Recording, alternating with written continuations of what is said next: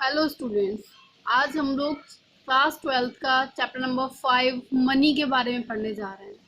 But एक normal सी बात यह है कि हम लोग अगर बात करते हैं पैसे की, तो पैसा तो बेटा पैसे से क्या होता है, लेन देन होता है, जो आज ही नहीं बहुत लंबे समय से, मतलब पुराने जमाने में भी पैसे से लेन देन होता होगा, नॉर्मल सी बात है। बट पहले पैसा नहीं था, और जब पैसा नहीं था तो ऐसी क्या चीजें थी जिसके थ्रू हम लोग है ना अपना मीडियम ऑफ एक्सचेंज को यूज करते थे, मतलब लेन देन, किसी से लेना किसी को देना, ये कैसे चीजें हम लोग चलाया करते थे। तो उस टाइम पर था बेटा बार्टर सिस्टम। क्या था? Barter system. बार्टर सिस्टम क्या होता है? It is a system in which goods exchanged for goods.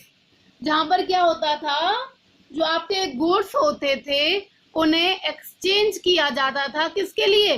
Goods के लिए। मतलब क्या होता था कि आप मुझे कोई भी गुड दो और मुझसे कोई भी गुड्स ले लो, मतलब कोई भी सामान आप अपना मुझे दे दो और उसके बदले में मैं अपना आपका दूसरा सामान दे दूंगी। ये क्या होता था? बार्टर सिस्टम होता था। बार्टर सिस्टम क्या था? Barter system is a system in which goods are exchanged for goods. जिसमें क्या होता था बेटा, गुड्स को हम लोग गुड्स के बदले में ही एक्सचेंज किया करते थे।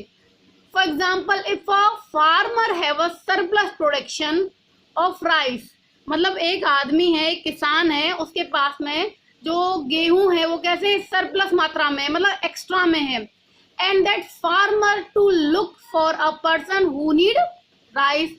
अब उसके पास में क्या है? राइस है सरप्लस में, मगर वो एक ऐसा इंसान ढूंढ रहा है जिसको किसकी जरूरत हो? राइस की ही जरूरत हो, मतलब उसको एक ऐसा आदमी चाहिए जिसको चावलों की जरूरत हो। So that farmer will who need rice because he wants cloth. अब नॉर्मल सी बात है बेटा, जब हमारे पास में चावल एक्स्ट्रा में है और मैं एक ऐसा आदमी ढूंढ रही हूँ जिसके पास में क्या हो, जिसको चावलों की जरूरत हो। अब नॉर्मल सी बात है, जब मैं अपने चावल देना उसको चाह रही हूँ, तो नॉर्मल सी बात बच्चे क्या है कि मैं भी तो उससे कुछ ना कुछ वापस मांग रही हूँगी। तो मैं क्या चाहती हूँ? मैं कपड़े चाहती हूँ। So that farmer will final that a person who have cloth and need rice. अब क्या होता है, एक आदमी जो है, जो फार्मर ढूंढ रहा है, उसको एक ऐसा आदमी मिल जाता है जो चावल चाहता है और कपड़े देना चाहता है। मतलब इसको कपड़ों की नीड नहीं है, उसे में कपड़े तो एक्स्ट्रा हैं, बट किस चीज की नीड है? उसको राइस की नीड है। This is called double coincidence of want, और इसको हम लोग क्या बोलते हैं बेटा? डबल कोइंसिडेंस ऑफ वांट बोलते हैं। अब नॉर्मल सी बात यह है बेटा, जरूरी थोड़ी नहीं होता है कि जो चीज हमें चाहिए होती है वही सामने वाले को चाहिए होती है। हमें ये चीज क्या थी, बहुत ज्यादा टफ हो जाती थी उस टाइम पर, पुराने टाइम में, कि कैसे हम लोग किसी भी ऐसे इंसान को ढूंढें जिसको उस चीज की जरूरत हो जो हमारे पास में एक्स्ट्रा हो, और जो चीज हमें चाहिए वो सामने वाला हमें देना चाह रहा हो। अब बेटा जो चीजें इसकी कमियां थी ना, वही चीजें क्या थी, पैसे के एवोल्यूशन में हेल्पफुल हुई थी। अब जो इसकी कमियां थी वो पैसे के लिए क्या हुई? हेल्पफुल हुई। अब इसके जो ड्रॉबैक थे वो क्या थे? Lack of double coincidence of want. Normal सी बात है बेटा, मैंने भी आपको बताया कि बहुत ही ज्यादा क्रिटिकल कंडीशन हो जाती थी कि जो चीज हमें चाहिए वो सामने वाला हमें देना चाहता हो, और जो चीज हमारे पास में एक्स्ट्रा में है वो सामने वाला उस चीज को लेना चाह रहा हो। तो ये क्या होता था, बहुत ही ज्यादा टफ हो जाता था। तो barter system was fail and we need to emergence of money to solve this problem. और यही रीजन क्या था कि बार्टर सिस्टम जो था उसका वर्क करना उसका फेल हो गया था। नेक्स्ट है बेटा lack of common unit of value. अब बेटा उस टाइम पर कोई भी कॉमन यूनिट ऑफ वैल्यू नहीं होती थी। वहां पर क्या होता था, आपको कपड़े के बदले में अपना गाय देने पड़ रही है, घोड़े देने पड़ रहे हैं, हॉर्सेस वगैरह, काओ, क्लॉथ, कपड़े, सारी चीजें क्या होती होती, हमें एक दूसरे के बदले में चेंज की जाती थी। There is not any common value of commodity in barter system. उस टाइम पर कोई भी कमोडिटी के लिए कोई फिक्स वैल्यू या कोई कॉमन वैल्यू नहीं थी। That's why we had emergence of money because money solve this problem. इसीलिए हमें किस चीज की जरूरत हुई? पैसे की हुई, क्योंकि पैसा ही इस प्रॉब्लम को सॉल्व कर सकता था। नेक्स्ट है बेटा फ्यूचर पेमेंट। फ्यूचर पेमेंट का एक और नाम क्या है बेटा? कॉन्ट्रेक्चुअल पेमेंट, और उसी को हम लोग क्या बोलते हैं? Standard of deferred payment. एक नॉर्मल सी बात है बेटा, हम लोगों को फ्यूचर के लिए भी पेमेंट करना होता था। मतलब अगर आप चाहो कि फ्यूचर में आज आपने मतलब कोई भी इंसान अपने यहाँ काम पर लगाया है, मतलब एक वर्कर हायर किया है जिसकी सैलरी आप 4,000 रुपए पर मंथ दे रहे हो, मगर ये पता है मॉनेटरी सिस्टम होगा तो बहुत इजी होगा कि पैसा है तो पैसा तो हम दे सकते हैं। बट बार्टर सिस्टम में क्या था, ये सबसे बड़ा वीक पॉइंट जो ड्रॉबैक था वो किसका था, यही चीज थी कि हम लोग जो हमारे पास में गुड्स होते थे और गुड्स क्या होते थे बेटा, बहुत जल्दी खराब हो जाते थे, उन्हें हम लोग आगे आने वाले बहुत लंबे समय तक यूज नहीं कर सकते थे। And the last one is क्या है, lack of store of value. अब नॉर्मल सी बात बेटा, आप तो ये चीज समझते ही हो कि अगर कोई भी गुड्स एंड सर्विस को आप बहुत लंबे समय तक संभाल के रखोगे तो वो क्या हो जाते हैं, सड़ जाते हैं, उगने लग जाएंगे, खराब हो जाएंगे। तो बेटा बार्टर सिस्टम में क्या होता था, if we want to save our wealth for future we can only store goods. अगर हम अपनी वेल्थ को फ्यूचर के लिए स्टोर करना चाह रहे हैं तो बेटा हम क्या कर सकते थे, सिंपल उस चीज को स्टोर करके ही रख सकते थे। इससे क्या होता था, एक तो बहुत ज्यादा स्टोरेज कॉस्ट लगती थी क्योंकि बहुत टाइम तक हमें संभाल के रखना होता था, साथ ही के साथ में कैपिटल लॉस भी होता था। यहाँ तक आया समझ में। अब बात करते हैं बेटा, जो चीजें बार्टर सिस्टम की कमियां थी ना बेटा, वही चीजें हेल्पफुल हुई किस चीज के लिए, इमरजेंस ऑफ मनी के लिए। किस चीज के लिए हेल्पफुल हुई, इमरजेंस ऑफ मनी के लिए। अब देखो पैसा क्या होता है आपके according, what is money. Money होता क्या है, मनी इज एवरीथिंग। बेटा हर वो चीज पैसा है which is generally accepted as a medium of exchange, common measure of value, store of value and deferred payment. मतलब पैसा हमें हर वो चीज पैसा है जिसको आप मीडियम ऑफ एक्सचेंज क्या कर सकते हो, यूज कर सकते हो, उसकी अपनी कोई एक कॉमन वैल्यू हो जिसको आप आसानी से स्टोर भी कर सकते हो और जिसका आप फ्यूचर के लिए भी पेमेंट कर सकते हो। तो इसके जो फंक्शंस हैं मनी के वो क्या हैं, सबसे पहला है बेटा मीडियम ऑफ एक्सचेंज, जिसको आप क्या कर सकते हो, आसानी से एक दूसरे को दे सकते हैं और कोई भी सामने वाला इंसान लेने से मना नहीं करेगा। ऐसे क्या थी, मेजर ऑफ वैल्यू, आप बहुत ही आसानी से पैसे को क्या कर सकते हो, मेजर कर सकते हो, साथ ही साथ में बेटा आप क्या कर सकते हो, स्टोर भी कर सकते हो।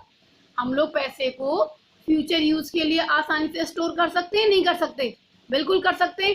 साथ ही के साथ पैसे को हम लोग क्या कर सकते हैं, ट्रांसफर भी कर सकते हैं। पैसे का ट्रांसफर भी क्या हो सकता है, आसानी से हो सकता है। Money serve as a convenient mode of transfer of value, the transfer of value by which MNCs are merged because we can transfer our wealth easily in terms of money rather than barter system. अगर हमारे पास में बहुत सारी property है तो बेटा हम लोग बार्टर सिस्टम के कंपैरिजन में मनी से बहुत आसानी से उसको ट्रांसफर कर सकते हैं। नेक्स्ट है बेटा स्टैंडर्ड ऑफ डेफर्ड पेमेंट। ये तो मैंने आपको बताया ही है कि आप फ्यूचर के लिए पेमेंट करना चाहते थे तो मनी क्या है, बहुत ही ज्यादा हेल्पफुल होती है। आप आसानी से पैसे को क्या कर सकते हो, मतलब फ्यूचर के लिए पेमेंट कर सकते हो। बट बेटा बार्टर सिस्टम में ये पॉसिबल नहीं था। बार्टर सिस्टम में अगर फ्यूचर पेमेंट की अगर हम बात करते तो वहां पर क्या होता था, वहां पर सिर्फ और सिर्फ गुड्स को ही स्टोर करके रखा जा सकता था। Is that clear. अब आगे बेटा हम लोग बात करते हैं, लास्ट कॉन्सेप्ट है आपका मनी सप्लाई। मनी सप्लाई होता क्या है, money supply is a stock concept. बेटा पैसा क्या है आपका, स्टॉक कॉन्सेप्ट है। मनी सप्लाई क्या है, एक स्टॉक कॉन्सेप्ट है। स्टॉक क्या होता है, stock can be measured in a point of time.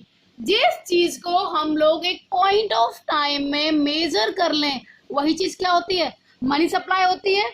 Money supply refers to the total stock of money of all type, मतलब हर तरीके का पैसा held by the public of a country. मतलब एक टाइम में हमारे देश के सारे नागरिकों के पास में जितना भी पैसा अवेलेबल है वो क्या कहलाता है बेटा, आपका मनी सप्लाई कहलाता है। अब मनी सप्लाई में कौन कौन सी चीजें इंक्लूड नहीं होती हैं, stock of money held by the government, government का पैसा बेटा हम मनी सप्लाई में इंक्लूड नहीं कर सकते। Stock of money held by the banking system, जो बैंकों के पास में भी जो पैसा अवेलेबल होता है हम उसको भी क्या है, उसको भी हम लोग मनी सप्लाई में इंक्लूड नहीं कर सकते। Because banking system and government are the supplier of money, जो गवर्नमेंट है और जो आपका बैंकिंग सिस्टम होता है वो क्या होता है बेटा, सप्लायर ऑफ मनी होता है, and money held by the supplier is never treated as a part of money supply. और जो लोग पैसे को सप्लाई करते हैं उन लोगों के पैसे को हम लोग कभी भी बेटा मनी सप्लाई में इंक्लूड उसमें ट्रीट नहीं कर सकते। अब बात करते हैं बेटा मेजरमेंट ऑफ मनी सप्लाई। जो बेटा मैं आपको आगे बढ़ाने वाली हूँ ये क्या है, ये आपके सिलेबस से बाहर है। यहाँ पर यहाँ आप जब मतलब इन चीज़ों को जब आप नेक्स्ट ग्रेजुएशन वगैरह करोगे आप तभी इन चीज़ों को देख पाओगे। अभी क्या है, अभी तो नॉर्मली एक एग्जाम्पल है आपको सिंपल समझाने के लिए कि मेजरमेंट भी होते हैं, मनी सप्लाई को कैसे मेजर किया जाता है। तो सबसे पहला है बेटा M1। M1 में आता है C plus DD plus OD। क्या क्या आता है, C plus DD plus OD। C क्या होता है, C होती है बेटा करेंसी ऑफ द कंट्री, मतलब हमारे देश की जो करेंसी है रूपी, वो डिमांड डिपॉजिट और अदर डिपॉजिट। डिमांड डिपॉजिट कौन सा होता है, जो पैसा हम लोग बैंकों में क्या कर देते हैं, डाल देते हैं अपने अकाउंट में। और अदर डिपॉजिट में होता है मतलब बैंक वगैरह के पैसे से अलग पैसा जो हम लोगों ने RBI में डिपॉजिट करते हैं, वो क्या होता है आपका M1 होता है। अब बात करते हैं M2। M2 में क्या होता है बेटा, M1 तो आ ही जाता है, C plus DD plus OD तो आता ही है, साथ ही साथ आता है saving with post office. Post office में भी अकाउंट खुलता है बेटा, वहां पर भी सेविंग अकाउंट करंट अकाउंट बनाए जाते हैं। और वहां पर मतलब पोस्ट ऑफिस में जो हम सेविंग करते हैं उसको किस में इंक्लूड कर लेते हैं, हम M2 में इंक्लूड कर लेते हैं। अब बात करते हैं बेटा M3 की। M3 क्या होता है, M3 के अंदर M1 तो आता ही है, M1 में आता है C plus DD plus OD तो आता ही है। Net time deposit with commercial bank. जितनी भी कॉमर्शियल बैंक होती हैं बेटा उनमें जो FDs बनती हैं, फिक्स डिपॉजिट जो बनाए जाते हैं, वो क्या होता है, नेट टाइम डिपॉजिट होता है, वो M3 में भी इंक्लूड कर दिया जाता है। अब जो लास्ट है वो है बेटा आपका M4। M4 में क्या आता है, M3 तो आता ही आता है, साथ ही के साथ में total deposit with post office. Post office के अंदर जितना भी डिपॉजिट हुआ है वो सारी की सारी चीजें कहाँ पर इंक्लूड कर ली जाती हैं, M4 में कर ली जाती हैं। जो M1 और जो M2 है बेटा वो होते हैं आपके नैरो कॉन्सेप्ट होते हैं, और M3 और M4 जो है वो आपके बहुत ज्यादा ब्रॉड कॉन्सेप्ट हैं। यहाँ तक बेटा ये आपका चैप्टर क्लियर होता है। अब नेक्स्ट चैप्टर हम लोग नेक्स्ट वीडियो में पढ़ेंगे, तब तक आप अपनी स्टडी को अच्छे से ध्यान से कंटिन्यू कीजिए। हरे कृष्णा।